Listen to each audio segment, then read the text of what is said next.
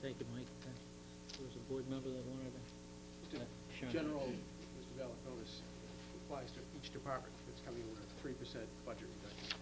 Now, we had reduced budgets by 1.4% for each town department. These 3% reductions, is it off that adjusted amount or off the original budget amount for each department?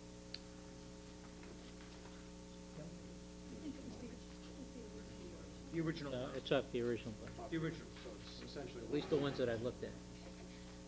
1.2. 1.6. Any other questions for him? Yes, sir. Minor question.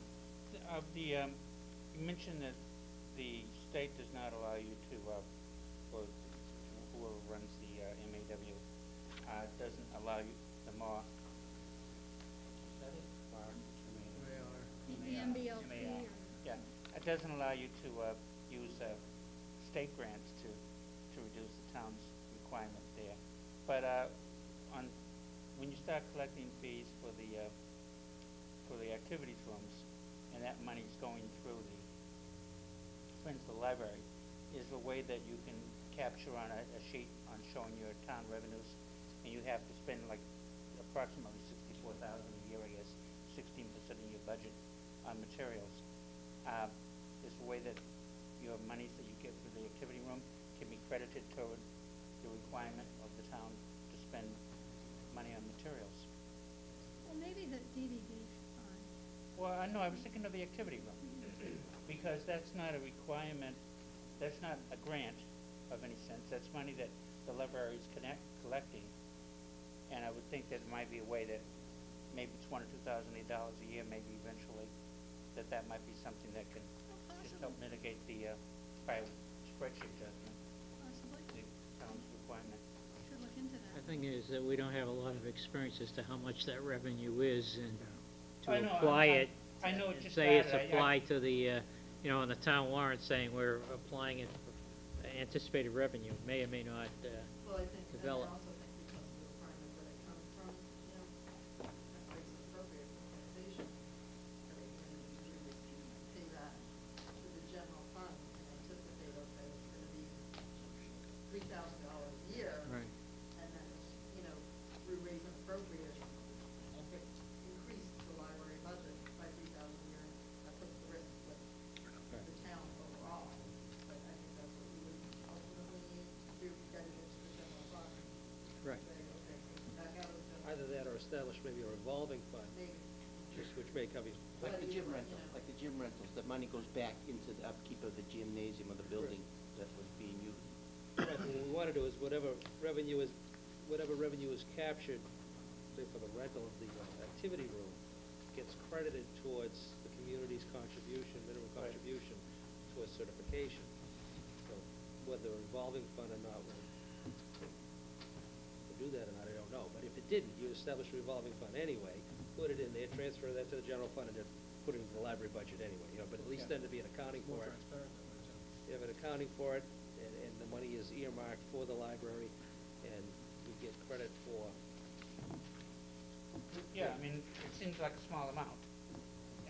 But I don't think it'd ever be that significant, but when we get down to the specific thing for something like materials, that also drops down to a lower amount. So this might be, 2% of it or something.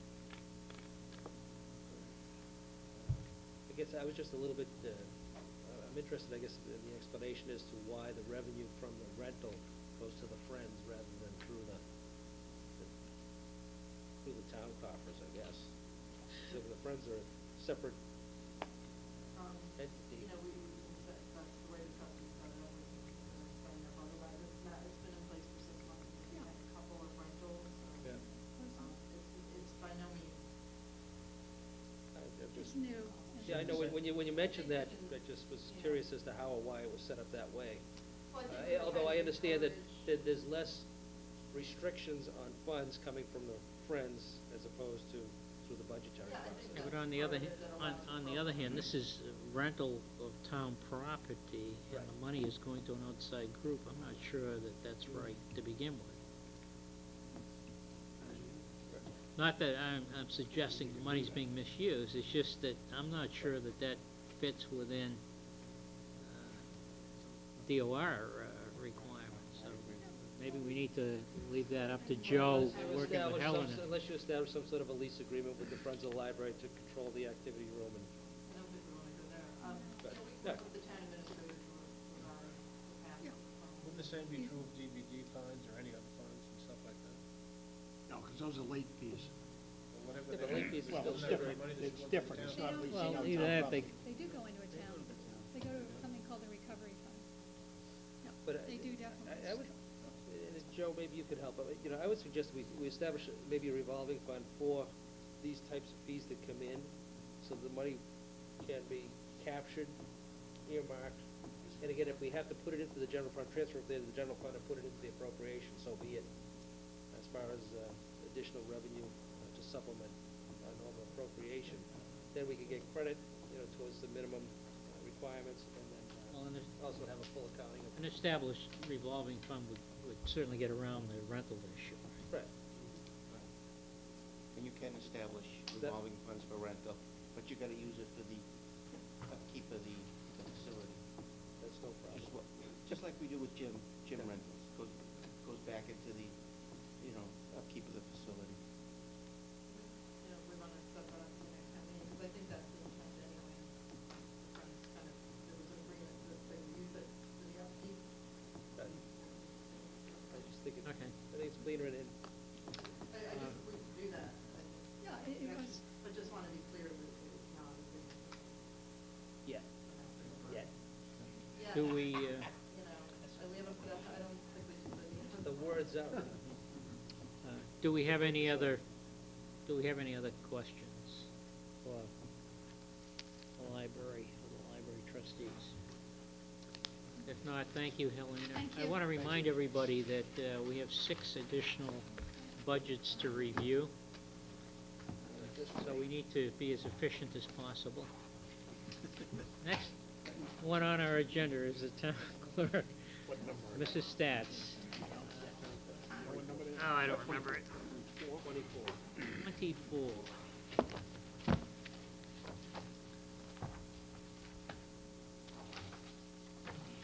Mr. Valiakonis, Chairman of Ferry, Mr. Gisoni, Selectmen, and members of the Finance Committee. The town clerk's budget covers 2 programs, its records and elections. The office is staffed with 3 full-time personnel, which includes the town clerk, an administrative assistant, and a secretary, who perform all of the functions required for both the programs. In addition, the elections program includes over 60 election workers. The various functions under both of these programs are mandated by literally hundreds of state laws and directives. This office provides several major areas of service and many more which are often less noticed. And all of these include elections and town meetings, of course, vital records, public records, town census, federal census liaison, licensing for marriages, businesses, dogs or wildlife, passport processing, and general information office to the public. In addition, the town clerk's website is managed and updated internally and regularly to provide current information for the benefit of the public. Under the Records Division, the office is responsible in part to maintain the annual town census, and that includes reports for the school department, the Veterans Office, and the Council on Aging, the town meeting actions, appropriations, and minutes, the code of the town of North Reading, vital records of the town's citizens, meeting notices and minutes of all town boards and committees, various licenses and permits, including marriage licenses, burial permits, dog licenses, sporting licenses, business certificates, raffle permits, fuel storage registration, and renewal certificates of the same. Appointments and votes of all town officials and the distribution of the open meeting law and other mandated statutes to all officials. Non-criminal violations as cited by various town officials, processing and coordinating with the police department's prosecuting officers in these matters. Recording cemetery deeds, summons and complaints and forwarding the same to the administration for further action. Filings, findings, and decisions of the Zoning Board of Appeals, Community Planning Commission, and the Conservation Commission. research and issue certificates of residency or voter registration for various legal purposes to the citizens of the town, and passport application processing. Also required are timely reporting of various records to state agencies, including the Secretary of State, the Attorney General, the Department of Revenue, the Registry of Vital Records, Jury Commissioner, the Department of Housing and Community Development, the U.S. Passport Services Department, and the Division of Fisheries and Wildlife. In addition to providing official copies of all vital records on file from 1853 to the present, requests for all public documents, including minutes, decisions, summons, and certifications of various town records, are all processed through this office. In particular, the office maintains literally thousands of Zoning Board of Appeal files and decisions from 1945 to the present, and these are some of the most frequently requested and accessed documents in our office, second to vital records probably. Under the level services budget, the increase in the records budget that you have in front of you is strictly under personnel services.